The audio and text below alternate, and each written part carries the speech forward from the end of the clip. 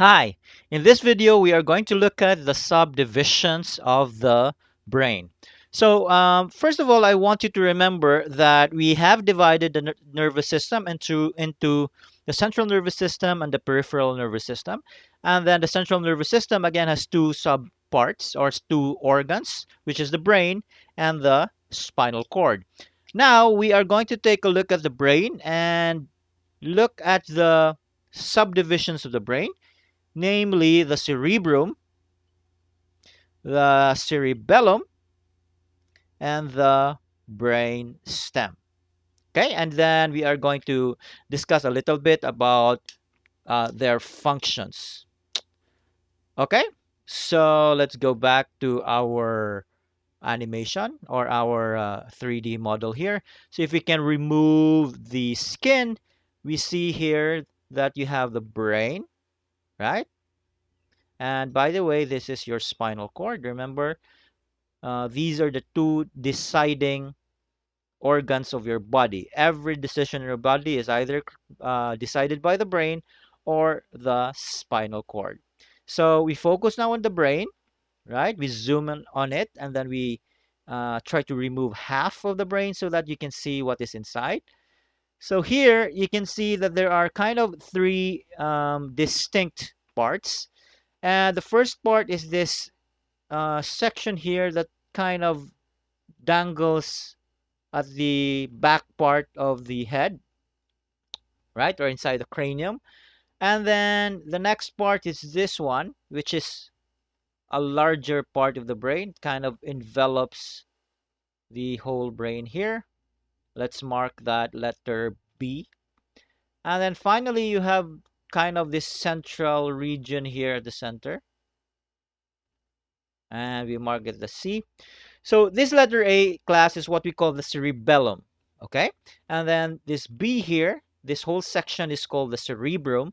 And then this C at the middle of the brain, you can think of it as a brainstem. So you can kind of think of the brain as like a flower where you have a stem, and then from that stem, there are kind of two buds. One buds at the lower part of the brain, which is the cerebellum, and then the bigger bud kind of envelops the whole brain, and that is the cerebrum part.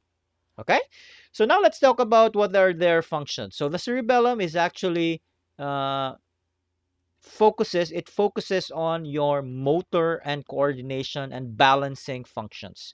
So this is the part of the brain that is the reason why humans can easily balance their bodies, even if they're just walking or they're running, or even if they're doing complicated stuff like ice skating or ballet. So that is the cerebellum. It takes care of your motor functions, motor coordination and balancing functions of the body. Now, this second part, which is the cerebrum, this is what we call the thinking brain, because it is about two things. It's about processing all of your senses, right? And forming complicated thoughts and ideas. So for example, when you are conceptualizing about, okay, how do I divide 10 by 5? That whole process is kind of the thing that the cerebrum does. So it processes logical thinking, it processes thought in general, and it also processes all of your senses, right? So anything that you can hear, touch, or smell, basically the five senses, plus some other senses like, the sense of balance, the sense of space, internal space, and those things. Those are controlled by, or is a job for, the cerebrum. Okay. Now this last part here, the brainstem, which is marked letter C here, this is actually the most important part of the brain in terms of you being alive, because it takes care everything. It takes care of everything that has to do with giving you life, that are autonomic in nature, meaning these things are things that you don't control voluntarily. So, for example, when you're asleep, your heart is still beating, you're still breathing.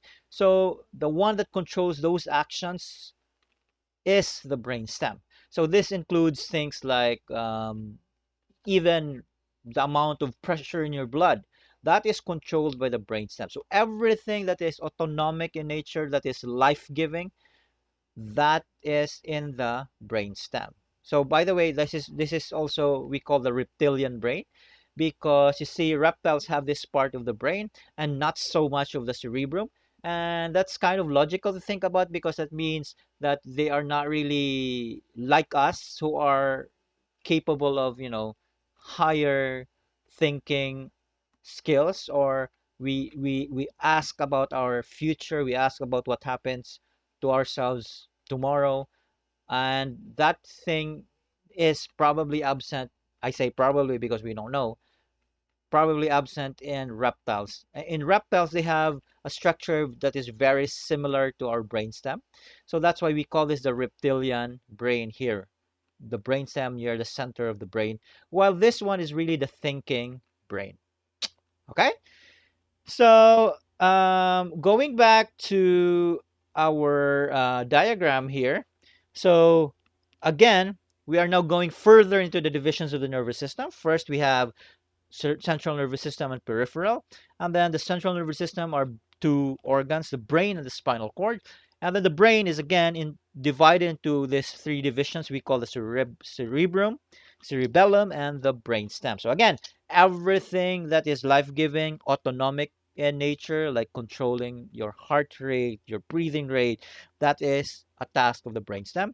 Everything that is about balance and coordination, that is a job for the cerebellum. And anything that has to do with senses, processing the senses that you receive as input, and complex thought, that is the job of the cerebrum. Okay, so just to kind of probably highlight what these things can do, let us discuss some stories about these three. So, for example, this cerebellum class, because it is in charge of your balance and coordination. This is actually the part that is kind of um, affected when a person gets drunk, right? So obviously, at your age, you are not allowed to drink, but uh, adults who drink alcohol, what happens is the ethyl alcohol content of the alcohol that they drink actually gets processed into a certain form of aldehydes, and those aldehydes um, kind of attack, or kind of has an effect to the cerebellum part, such that you lose all sense of balance and coordination. So this is why drunk people cannot seem to walk up straight. They sway, even their speech is slurred, because they don't know how to, or their brain has lost its, or not really completely lost it, but its capacity to coordinate and balance the different parts of the body is hindered by the alcohol, right? So next time you see a drunk person and he sways from left to right, that's because that person's cerebellum is disabled uh, by the aldehydes that are processed from the alcohol that he drank. Okay. Now the next part is this brainstem here. There's actually a curious case in the internet. I forgot about his name, but I swear this is a true story, where there's a person who was hit by a metal rod through his brain, right? Through his brain, and it actually took off some part of his brain. I know this story is gross, but there's a point at the end of this. The point is, he had that rod stuck in his head, but he did not die, simply because when doctors saw it, the rod actually took only a part of the cerebrum and not the brain stem. So I doubt it if he had all his mental faculties intact. Maybe he was affected somehow in terms of how he thinks. But the point is, he did not die. precisely because it was not the brainstem that was hit. Had it been the brainstem that was hit by that metal rod, in an instant he would have been dead, because again, the brainstem takes care of everything that is life-giving in your body. The balance in your body is controlled by the brain stem. Okay? So maybe he loses a part of the cerebrum, maybe he cannot think, maybe he lost some memories or something like that, but definitely he did not die because the brainstem was intact. Okay? And then the third kind of curious story that I would want to share to you is this fact that when human beings are born, we actually cannot walk, right? We take 2 years, 1 year or two, for us to practice balancing so that we can even crawl, let alone walk or and run, right? But if you look at documentaries in National Geographic, you see this wildebeest, you see cows being born. Observe, the second they hit the ground, give it 1 or 2 minutes, that baby cow or baby wildebeest can actually stand up and now walk. Okay?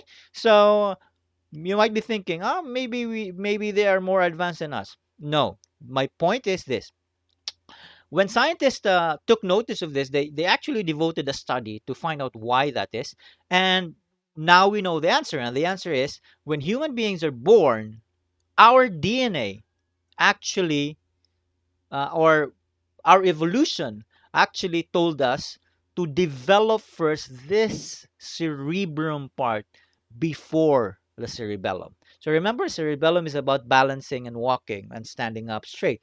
But our evolution actually decided to develop first the cerebrum. So when you see babies, and they are happy looking at the things that you put in front of their faces, they are starting to conceptualize. They are starting to conceptualize color, they're starting to conceptualize sounds, they're starting to wonder about the world because they develop first the cerebrum before the cerebellum. Okay? So if you think about it, that is probably why the human being, why humans like us are more intelligent than those lower forms of animals. It can be argued that because we devote our time, 1 to 2 years of being helpless because we cannot walk, we devote that time just to conceptualize things, just to develop our cerebrum, to develop complex thoughts. That's probably why we are more intelligent than them, because the lower forms of animals, they develop the cerebellum first, not the cerebrum. If they have some form of cerebrum, some form of part of the brain that is kind of equivalent to ours, right? So it's kind of interesting.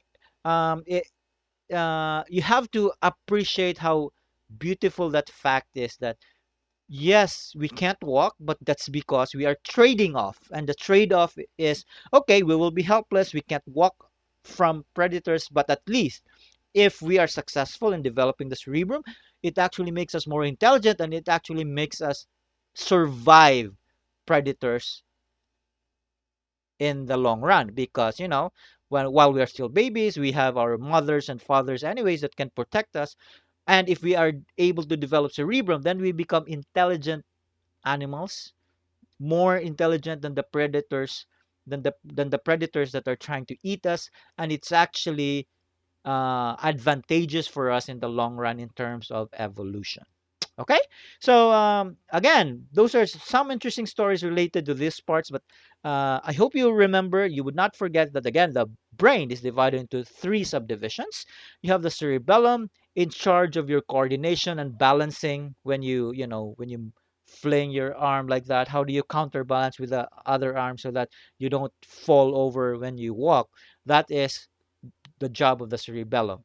While complex thought, when you compose a poem or write a song, or wonder about what happens when two stones would collide, what happens to its momentum and those things, or even just contemplating about what happened yesterday, that is the cerebrum's job.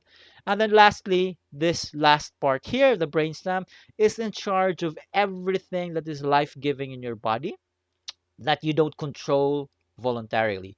This is what we have to be thankful for, because if not, then we would have to think about, the brain would have a very hard job of trying to, command voluntarily to beat, so to make the heart beat, to make the lungs expand and contract so that we are alive. But thanks to the brain stem, we can now do all of those functions autonomically, meaning we don't have to control it every single minute or every single second. Okay? So I think that would be all for this part, but we will be continuing to explore the other parts of this nervous system, the other divisions, in the next video.